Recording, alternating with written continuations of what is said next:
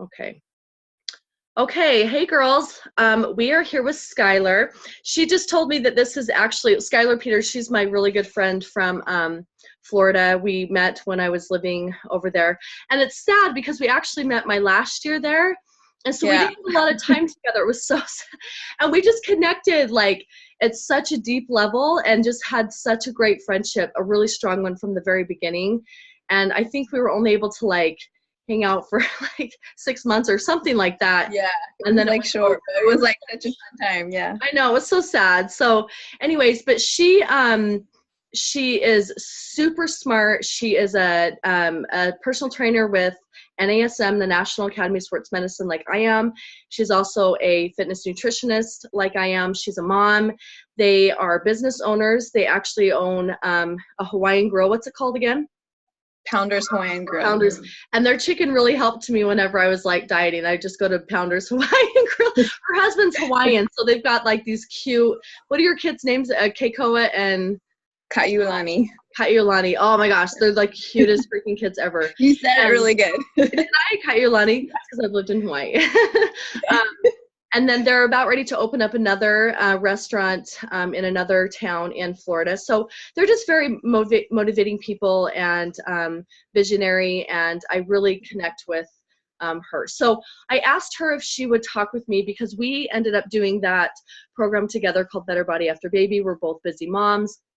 We both obviously had to bring our bodies back after having babies and wanted to kind of share in our knowledge. So if you have that program, this is the chick that helped me write it, and she's amazing.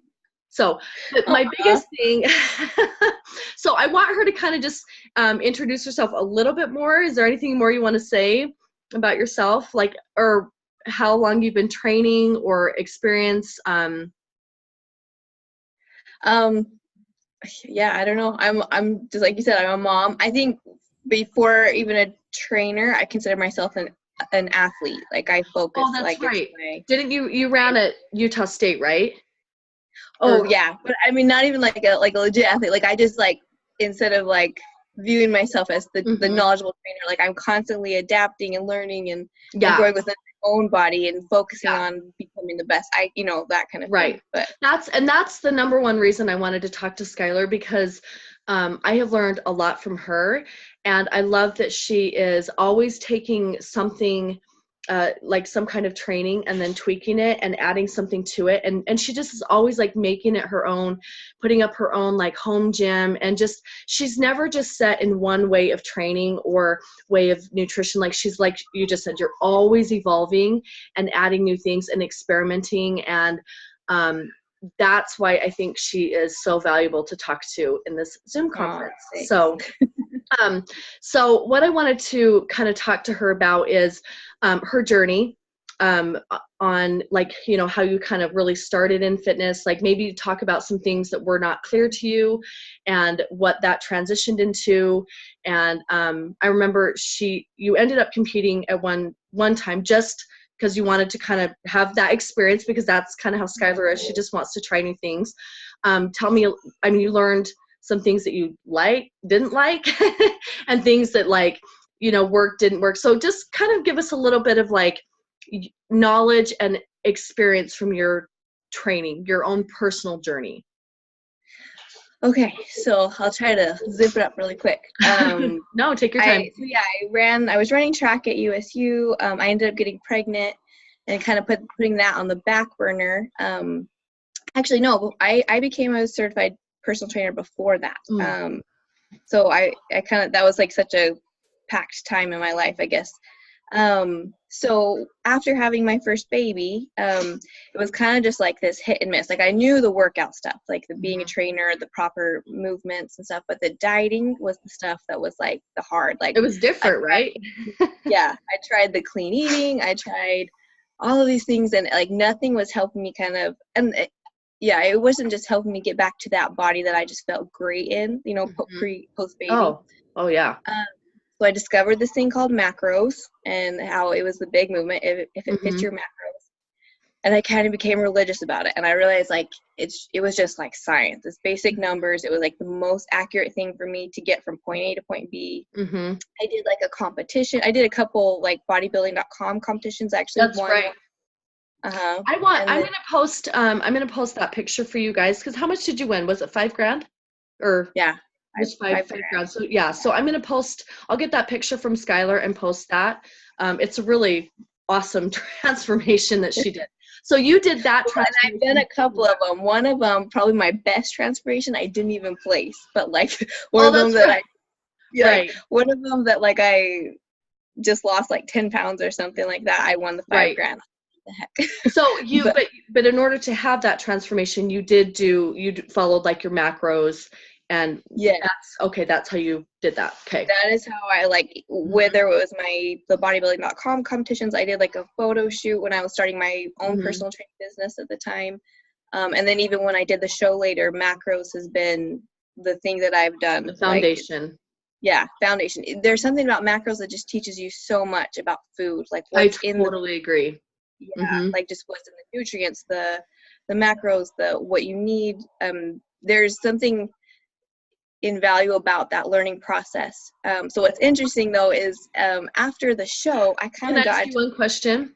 How yes. long do you think it really took you to like understand that concept, like those macros? Was it like a period of time? Did you catch on really quickly? So the very first time that I did it was for one of those bodybuilding.com competitions that I did it religiously. Like I was Mm-hmm. like day in, day out, and that was a 6-week competition. So that was like a start, and I felt like I had Mm-hmm. a really good handle on it. So 6 weeks, I would say, of like doing it religiously is like Mm-hmm. is to get a good base. Right. But I did it for probably 2 more years. Okay. Um, Still learning. Still learning. yeah, still learning. Awesome. Still, I felt like that really. But yeah, 6 weeks, I feel like is a Awesome. good handle on it. Um, I'm distracted. Let's see. Sorry. So you did the competition, then after the competition. Oh, okay. So yes, I did that bodybuilding.com, or no, the figure competition here at Mm-hmm. the Panhandle Showdown. Used macros, got Mm-hmm. to my goals. And macros, yeah, macros is the thing. Mm-hmm. After my the figure competition, I think I was talking to you about this time. I just got in a rut. Like I just Right. um There is a fallback after you do yes. something that intense. And that's what we were talking about with Jane in this last video. She did her first show, and I kept telling her, prepping her mentally, when you come out of this, there's going to Yeah. be a fallback. And she was like, oh no, I'm not sure. And then sure enough, because you go so intense for so long, and your body Right. fat gets low, which is, it's part of your goal. It's not a negative thing, but Right. there is a rebound. There is a Yeah. rebound, and it's Yeah. real. And so can I ask you a question about that? Um, do you do you regret? Do you think you learned a lot doing something like going that extreme? Was there value behind that though still? Even though you Definitely. I mean, it's something rebound? that you test like your limits, you Mm-hmm. test your discipline, you Right. test your, and the thing is I knew about the rebound before. So because I had already helped clients, Right. Oh, actually right. That's I remember. before I trained Mm-hmm. for my own show, I had helped train clients for their own show. And so I knew there was that rebound period, and I had planned to do not refeeding, sorry, reverse diet. Mm-hmm. And I had it mentally, but there's only so much mental discipline that can go into something, and then you reach your limit, Right. and then it's like, okay. So I put back on some weight, and it was kind of a little. Even though I knew to expect it, it was still like hard. It was like crap, Oh, like yeah. and I was spent. I was like, I kept trying to get back on the macro train for a full year, Joanna. Like, and I just, after that show, I was like, I'm done. Like, I Yeah. can't. It was a year later. It was when we were getting ready to go to Right. Costa Rica. Mm-hmm. And I had been trying to get back in, because I was still like super active, had my workouts down, and but just getting on that back on that macro train was too hard for me. And so I was like, you know what, screw it. Like, it's time to evolve, time to adapt. It's time to change, find something else that works.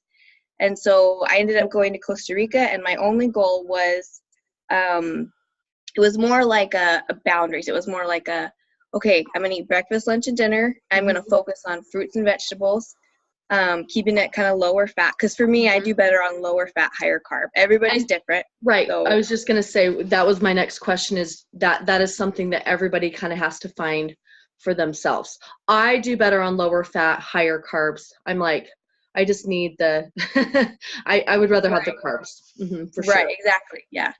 So, yeah, I more just said, okay, I'm not going to snack and I'm not going to eat after 7 p.m. And the biggest thing was, too, is I tried to, like, scale my portions. I was like, try to be very intuitive and be like, okay, I'm going to eat slow. So more like intuitive eating, just intuitive. Yes. Awesome. Yeah.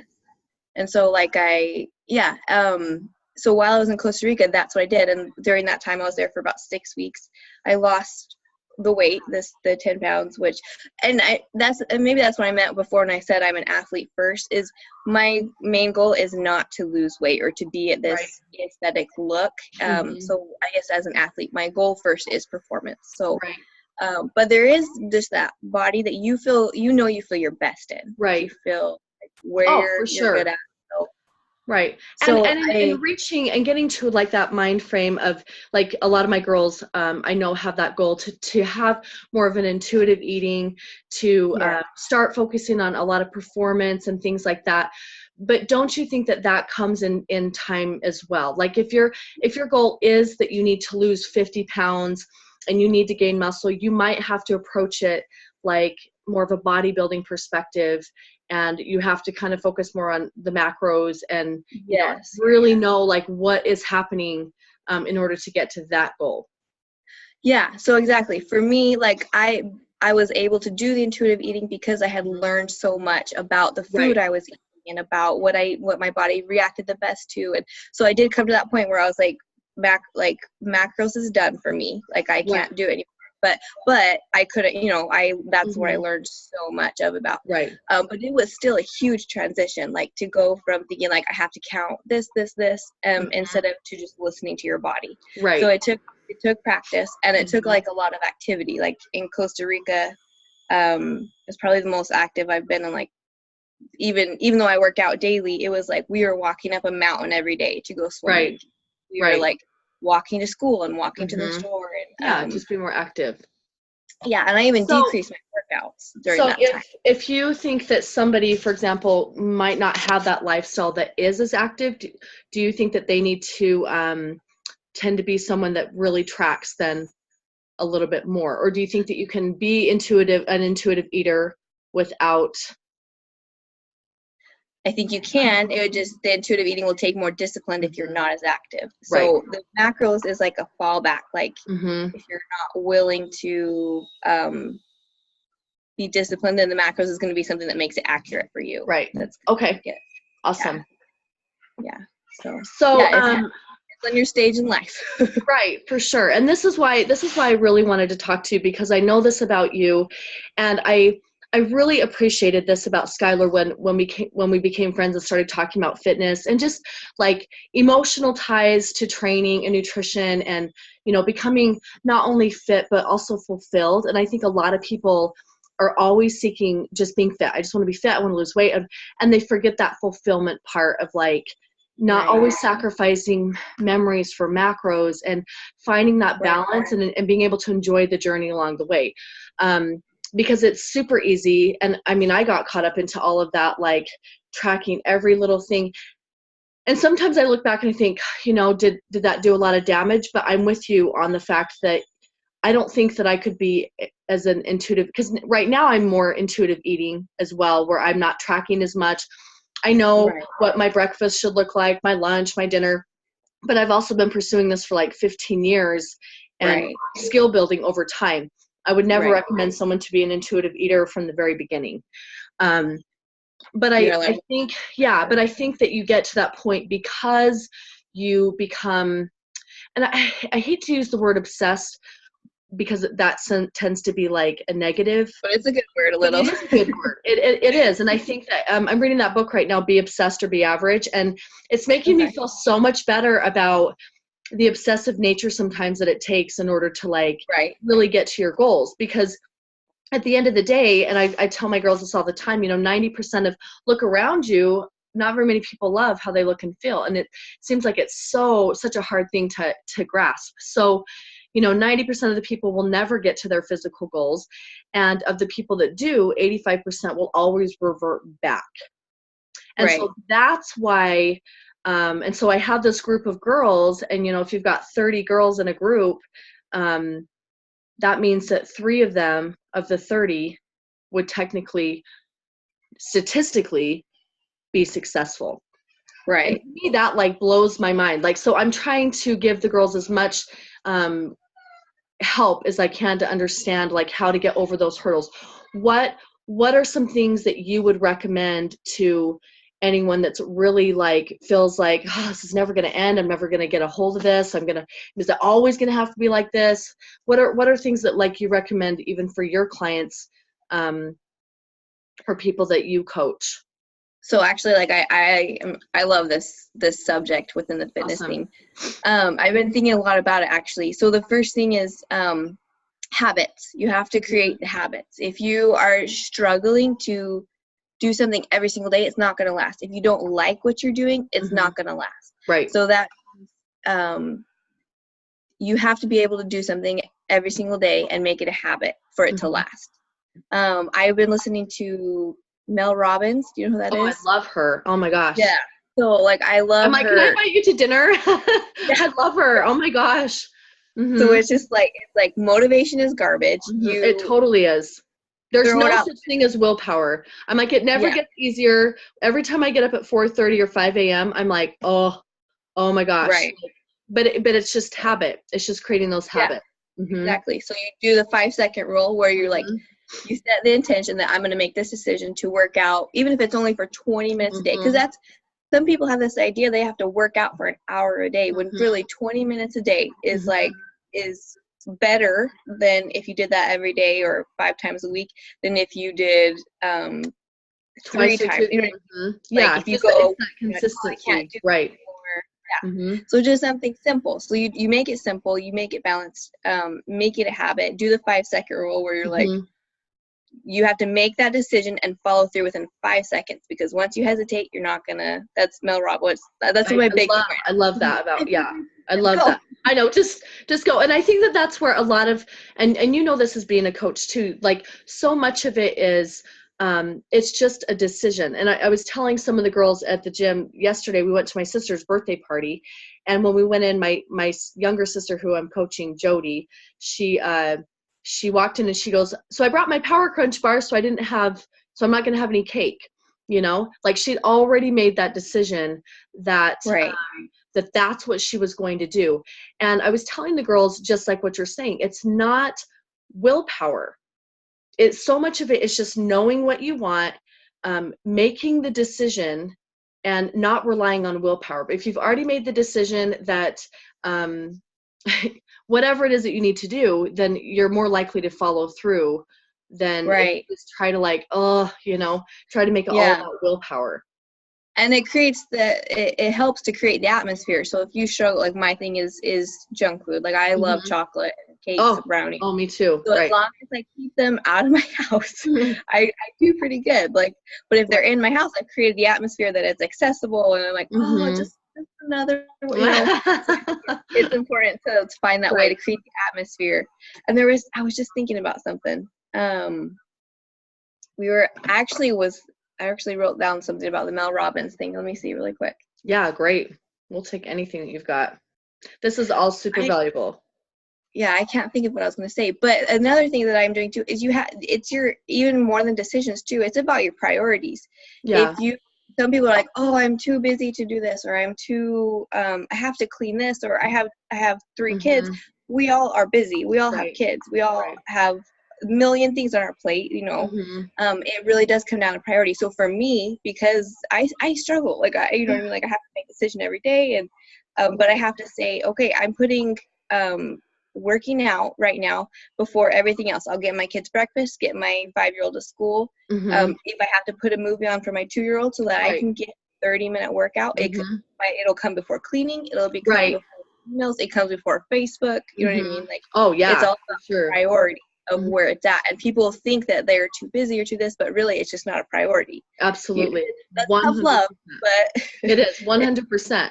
Well, and so much of that, like you were just saying, is, I mean, that's a skill too that you build over time. That is a habit as well, to say, oh, I can't check my emails, I haven't done my workout yet, or and building that. Those are all habits. That's not yeah, it's so much of it is just building the habits. Yeah. Right. Mm-hmm. And I think you have to do it, like we were talking about, you have to do it something that you like. So if you don't like strength training, you have to, for heaven's sakes, go try CrossFit or or try Zumba or try yoga. Like, find something that you like that you can stick to consistently, because that's the key, is just consistently, like, over time. Like, I agree. And it all comes in stages too. Like, I think that and I've told my girls and anyone that I coach, like, when I have a baby and I come back and I've got to, like, kind of reconstruct this whole body, I probably, even if I loved Zumba, wouldn't spend a lot of time in Zumba if I needed to, like, reconstruct what it was that I was trying to do. And then once I felt like I had a handle on things, then I would start adding in things that I love. And I think that to me, that's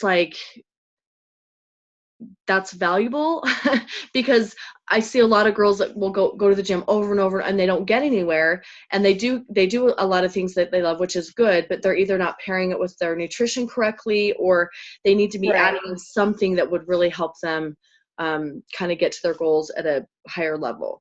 What are your thoughts on that? I think it depends on the person and the personality, because some people might need maybe something that's not helping them achieve as fast, but they might need it to create a habit. So every day they'd be like, okay, I'm going to Zumba, or I'm going to do yoga for this much. And then once that habit's created, maybe they can be like, okay, this isn't quite working what I would need it to do. Like, maybe on these days I can do lifting, on these days I can still do yoga. Because the time habit is created. So it's almost like, so I think it depends on the personality. For me, lifting's like my fallback, like lifting, and I love CrossFit too, as long as you're doing it safely. But like for me, that's my fallback. So right now I was just telling you about some of my health stuff that's going on, but like, just getting back in the habit, I fall back to lifting, because I love yoga, and like my goals right now are handstands and splits. Like, it's been it's kind of been fun to watch you. Yeah. And I'm not where I want it to be. So like, I have to be like, okay, I need to step back. I need to fall back on what I know makes me feel good and strong. And so right now it's lifting. It's like getting in my garage and just making a time habit. And then I can start adding in, like you said, kind of like the other focuses. Yeah. I really want to talk to you specifically about, because you are always trying new things, and you are always like you kind of hit a goal, and then you do basically what I want to talk about is resets, and how that is a huge part of anybody's journey, and how it's not always just going to be black and white. You always are on track. And like, so let's talk about, like, when you find yourself like off track, or needing to, like, change directions. And that is definitely something that even someone like that's experienced like you, and that has a lot of knowledge and training and does this for a living, but you experience that yourself. Yeah, definitely. And for me, to be honest, that just falls back to making it fun again. Like, it's just like, I have to feel like I'm enjoying this again. So like, my thing last summer, and it still is, but like, I got into kiteboarding. So I kind of would focus on fitness that would help me with, which I didn't really get anywhere yet with kiteboarding. I got the practice kite, the lesson, and like, but like, I would take my come out to Hawaii and come and go kiteboarding. No, they do kiteboarding there. I know. We actually go sometimes this year, actually. So, and Kella's got family there, so right? Kaylee's brother is actually moving there from Germany. He's in the Air Force. Oh, cool. Yeah. Perfect. So, yeah. But yeah, so just like finding things that like when you find yourself just not interested or not motivated, what advice would you give to people about that?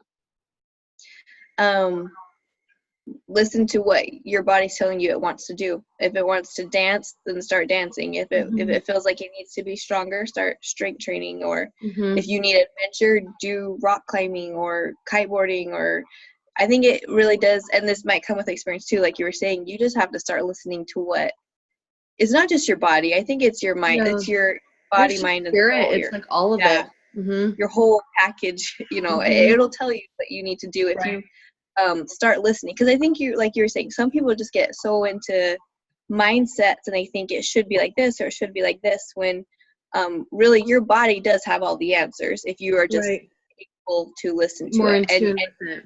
Yeah. Mm-hmm. So I think that, oh, for sure. I mean, I found myself before, like you mentioned the word adventure. I remember feeling like that last year, just thinking like, oh, I just need to do something that is like just so out of my comfort zone and just so different. And so I signed up for my first Spartan race, and I was like, I just want to get dirty, and I want to be groveling in the dirt, and I want to be like doing crazy hard things and pretending that I'm in the military and like, but it was so good for my soul. Like I felt like when I accomplished that, I was like a totally different person. But I could also like understand when you said, I always tend to revert back to the weight training too. Like when I need to come back to something that is, I know that I'm good at, not naturally, but I built that skill over time. I know that it makes me feel good. It makes me feel strong. It makes me feel like I've got my ducks in a row. And so I think helps you get back into a habit. Yeah. So what do you have any other advice, especially for because you're talking to women, finding that balance, like you've got kids, you're busy, you never feel like you're going to get your body back on track. I mean, after you had your first baby, you mentioned you felt like that, like, maybe you didn't think you'd be the same, or I think kind of goes back to like we were talking about the priority. You have to make it a priority. But I think too, for what it's come down for me is kind of like maybe focusing on yourself more as an athlete versus what you want to look like all the time.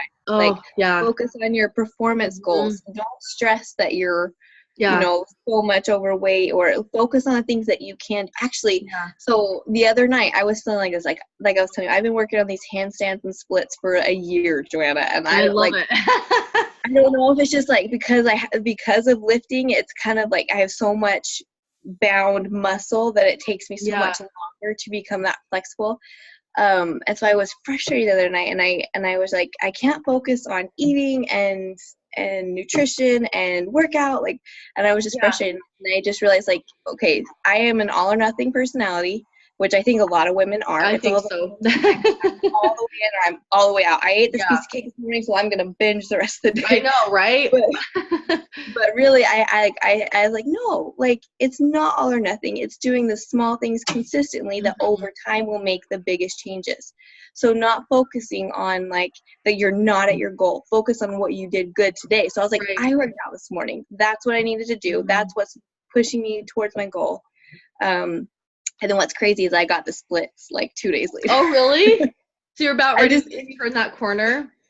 That's like random, and it's not really part of it. But you just focus on like the little things that you can do right now. So like right now my eating's not on track, but right now I'm creating the habit of just getting in the workouts and making it fun, and I'm getting off track now. But it's all perfect. It's perfect. You just have to focus on the little progress and the things you can do instead of the big goal. Like think about the daily stuff that you are doing and can do, and do it. So I do want to, when you just said off track, I do want to go off track just a little bit and talk about one more other subject. Now, your husband, he is not super into weight training like you are.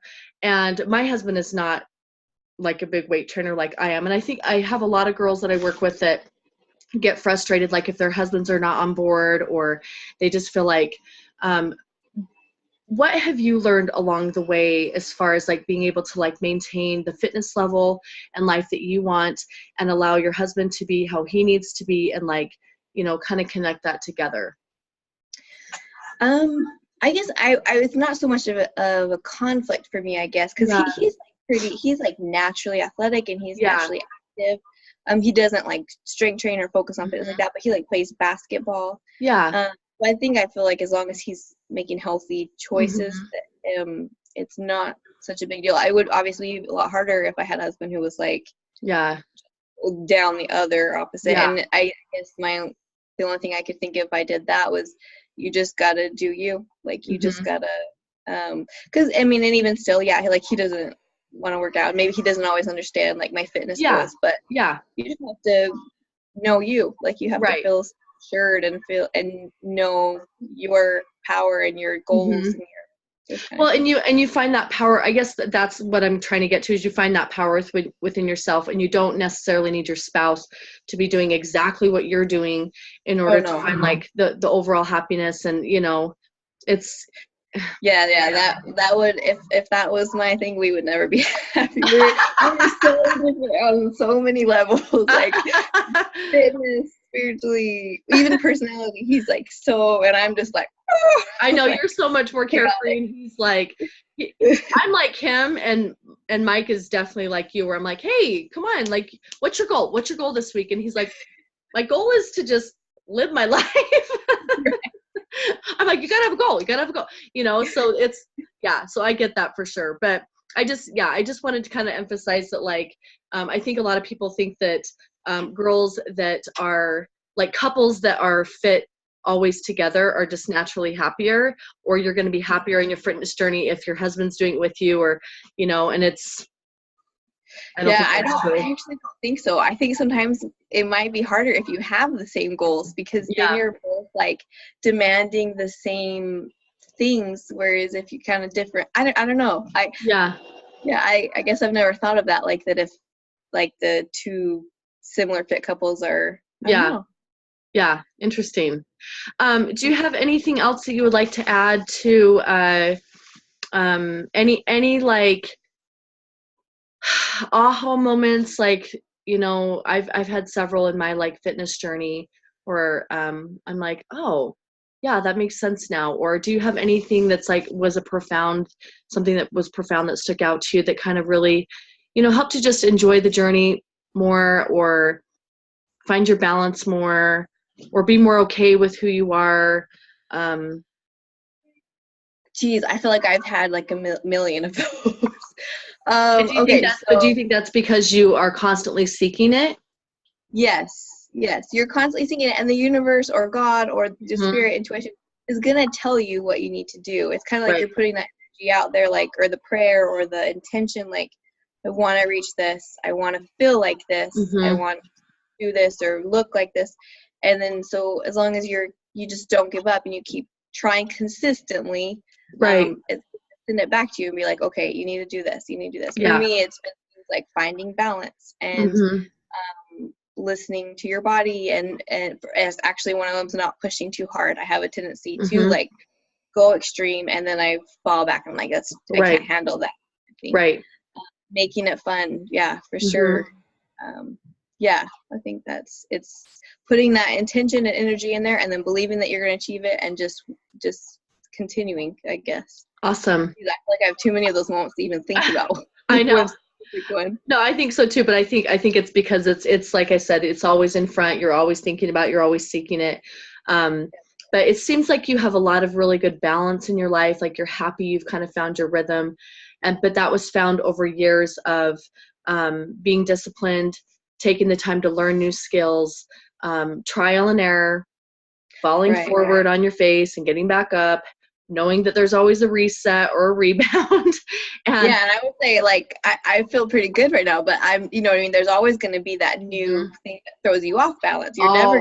always in this homeostasis forever. Like, you have to continue. That's what I tell the girls. I'm like, you're always going to have something that is going to take you off track. And the people that are successful with it are the people that just come back to it.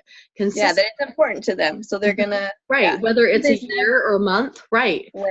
Even as a trainer, like, I go months where I'm just like, I just need a break. Like, I just need a break from, Yeah, I usually almost the whole month of December, I didn't even weight train at all. Almost the whole month of December, I was just like, oh, I'm burned out. I just, like, you find other ways to use, because I do think you do need to make your body a priority. So if you're like, I'm burned out with weightlifting, go on walks every day, go on hikes, find something to respect your body and to honor it. But you just have to have balance, and sometimes you just don't, and you have to give it up for a while, and then So my last question is what do you think it means to be fit and fulfilled? Fit and fulfilled. That's kind of like my mantra right now. Is I've gone through my own journey seeking fitness. I'm like, oh, I want to be fulfilled too. I want to be fulfilled. What does that mean too? Fit and fulfilled. I think it's kind of, I think it goes back to the balance of things that we've been talking about. Like fulfilled, to be fit is going to be doing the things. Well, I guess fit can be even spiritually too. Fulfilled Absolutely. can go into every aspect of your life, and that's maybe being fit is just working towards your goals, whether it's physically, emotionally, spiritually, and fulfilled is finding happiness in that moment and choosing to be happy, but also seeing that that moment is perfect just the way it is, like that it'll never be the same. It's about the journey, and it's about like, yeah, finding that fulfillment right then and there, because this is where you're meant to be, this is where you're meant to be learning it. And yeah, and even if it feels like a dark time, Right. You're meant to be learning things in that dark time, so be Right. fulfilled that you are learning the most probably in that hard time. Absolutely. I love that. Awesome. Thank you so much. It's been so good to see your freaking face. I can't even I see know. It's been a long it time. makes me want to move back to Florida so bad. Come back and meet me. I know. Or I'll come to Hawaii. I know. Yes, seriously. So I'm gonna tell the girls that, like, if they ever have any questions or anything, they can definitely reach out to you. And then I'm gonna provide you guys with some of those pictures that I was telling you about with Skylar and her transformation. Even though it's not all about making it just a physical transformation, that still is, usually part of people's journeys to be happy on the inside and the outside. But she's amazing. Because right now I don't look like that. I'm probably about 10 pounds bigger, but I'm like, okay. Like, I'm like, for okay. sure. Yeah, I've got that balance for sure. Absolutely. So, okay. Thank you so much, Skylar. I'll give you a copy of this, and if you ever want to do anything with it, you can. And thank you for your time. We love you. Cool. Thanks, Joanna. Thanks for talking. Okay. Okay. See ya. Bye. Hey,